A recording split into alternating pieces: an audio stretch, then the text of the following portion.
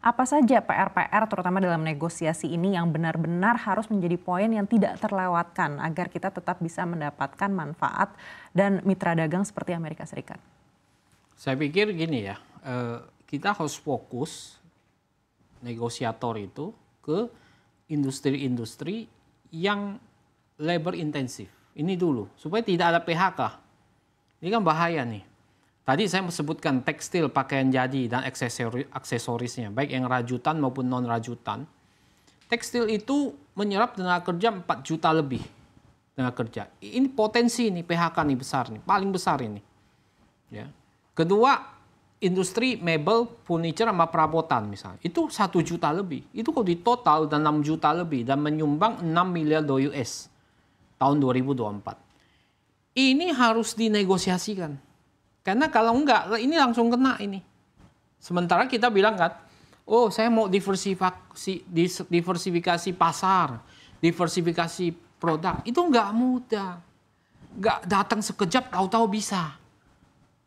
Mbak Anneke, udah kita ingatkan di DPR sama Mendak waktu dari zaman ke zaman. Apa yang dilakukan, keberhasilan seperti apa. Susah tuh dilakukan. Ya, susah tuh dilakukan. Sampai sekarang pasarnya itu aja. Kan paling besar ke China, tetap aja ke China begitu. Padahal kan bahaya kalau China, nanti kalau retaliasi terjadi, apa yang dilakukan? Produk China kan nyebar ke sini. Menyebar ke seluruh dunia, akibatnya kan terjadi, kalau saat terjadi resesi atau depresi, produk China akan nyebar ke seluruh dunia, karena excess capacity di negara dia akan kemana-mana. Ya. Maka katanya sekarang diversifikasi pasar maupun diversifikasi produk, tapi itu kan nggak mungkin dalam semalam. Roma tidak dibangun dalam semalam, Pak Anneke. Ya kan? Itu proses panjang, bertahun-tahun. Bertahun-tahun kami di DPR, di Senayan mengingatkan bahwa tolong direformulasi strategi perdagangan luar negerinya. Misalnya ITPC, di setiap negara ada tuh, Mbak Anneke. Di Afrika ada, di Afrika Selatan, Nigeria. Di Amerika Latin ada di Chili, Brasil, di Meksiko ada, di setiap negara ada. Tetapi nggak pernah dilakukan reformulasi strategi dari para ITPC. Sehingga kalau saya ini sudah kunjung setiap ke luar negeri, pasti kunjungi ITPC. Aduh, Masya Allah. Jelek sekali. Ya kan? Strateginya nggak ada, database-nya nggak lengkap, dan sebagainya. Ini menjadi tantangan. Nah, gimana kita mau mengambil ekspor pasar di luar negeri, sementara kita punya alat, kita tidak manfaatkan dan kita keluarkan biaya yang cukup besar. Ini menjadi titik poin juga. Ya. Jadi kalau negosiasi itu harus diimbangi juga, bahwa kita harus betul-betul serius membangun sehingga ekonomi kita menjadi samudra besar seperti kata Xi Jinping. Apa karena kurangnya kerjasama bilateral juga, Pak? Itu tapi SDM saya pikir. SDM kita itu nggak tangguh. Pintar sih pintar, tapi nggak tangguh. Ya kan? Saya kan kunjungin tuh setiap ITPC di seluruh dunia tuh, SDM-nya, dan saya pikir mereka pintar-pintar, tapi ketangguhannya itu yang saya lihat tidak terlalu nampak. Seperti pengusaha-pengusaha China itu tangguh sekali, gesit dan tangguh. Ya kan? Tapi kalau kita kurang tangguh, nah ini kita harus perbaiki SDM, pendidikan dan sebagainya.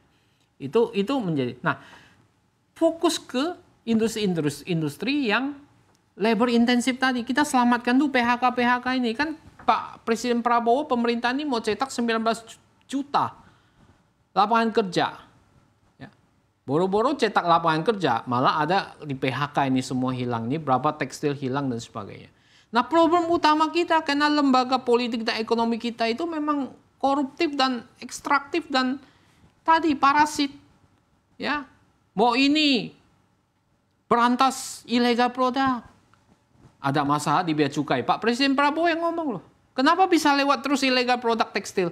Karena memang terjadi di sana. Ya, dilepas begitu. Penegakan hukum lemah. Investasi kita undang, kok kita kalah sama Vietnam? Ekspor Vietnam ke Amerika udah 4 kali lipat atau sampai 5 kali lipat di atas Indonesia, 130-an miliar dolar US. Kita kan cuma 26. Mereka berhasil. Kok mereka berhasil? Ya, mereka kok investasinya tinggi? Dihitung-hitung ternyata ICOR kita tinggi. Kita tidak efisien. Terus diteliti lagi, apa yang besar? Biaya pungli. Nggak berhasil diberantas sampai sekarang, pungli di mana-mana. Jadi kita ini mau serius nggak? Kalau kita mau serius, saya yakin Indonesia bisa. Karena apa? Karena sumber daya kita hebat. Ya, kita kembangin SDM-nya, kita tambah SDM lebih kuat, dan saya yakin bahwa kita akan bisa seperti China di kemudian hari. Baik. Tapi kok sekarang boro-boro. Baik. Kalau dari segi fiskal, apa yang bisa kita lakukan mungkin dalam waktu dekat ini? Ya, saya pikir memang kita banyak harus memberikan fiskal, ya insentif fiskal kepada pengusaha-pengusaha sekarang, ya karena dampaknya kan mulai kerasa nanti ini kan, ya jadi harga komoditi apa semua kan sudah mulai turun ya, jadi insentif fiskal itu bisa macam-macam kan, jadi bisa dari sisi pajak, ya bisa dari sisi sekarang kan berat nih pajak, dikejar-kejar pengusaha itu ngomong, wah saya dikejar-kejar Pak, ya untung nggak ada dikejar-kejar. Ini dibongkar-bongkar 4 tahun yang lalu, 5 tahun yang lalu, ya kan? Nah, nggak ada rasa aman mereka. Nah, rasa nyaman itu nggak ada, ya. Nah, itu salah satu poin yang bisa diberikan kepada bunga bank, kan? Misalnya, bunga bank juga sangat tinggi di sini, naik kan, tidak mau turun, bahkan ada yang double digit. Gimana bisa bertahan di era sekarang ini dengan double digit begitu? Ya, udah nggak UMKM katanya mau naik, mekar aja bunganya 20-an%, Mbak Anneke. Gimana bisa bersaing? Pendampingan persen 20-an% bunganya. Ya, masih kalahnya sama rentenir aja. Gitu.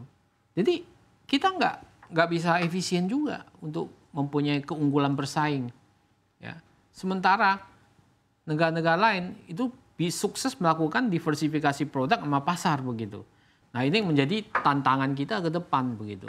Baik, kalaupun negosiasi kita berhasil tapi di tengah ancaman perang dagang antara Amerika Serikat dan China, seperti apa dampaknya juga untuk kita?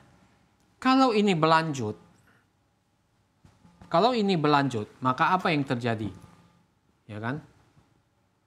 Kita bisa melihat bahwa barang China kan tidak bisa masuk di Amerika. Ya kan? Berarti dia excess capacity dong, kelebihan. Barang China ini akan nyebar kemana-mana. Ya. Ke Indonesia juga. Nah kalau itu terjadi, maka ekonomi kita juga harus ada strategi untuk menghadapi ini. Strategi proteksionisme? Ya, salah satunya saya pikir harus ada strategi proteksionisme yang di bidang-bidang tertentu. Ya kan kalau kita proteksionisme berlebihan juga, China nggak tinggal diam juga. Karena ekspor kita ke dia kan besar, 60-an miliar dolar US. Dia juga nggak akan ketinggalan, dia juga nggak akan diam juga. Dia akan juga nanti akan memperlakukan hal yang sama. Nah saya pikir disinilah kemudian kebijakan-kebijakan pemerintah ini harus disortir dengan benar.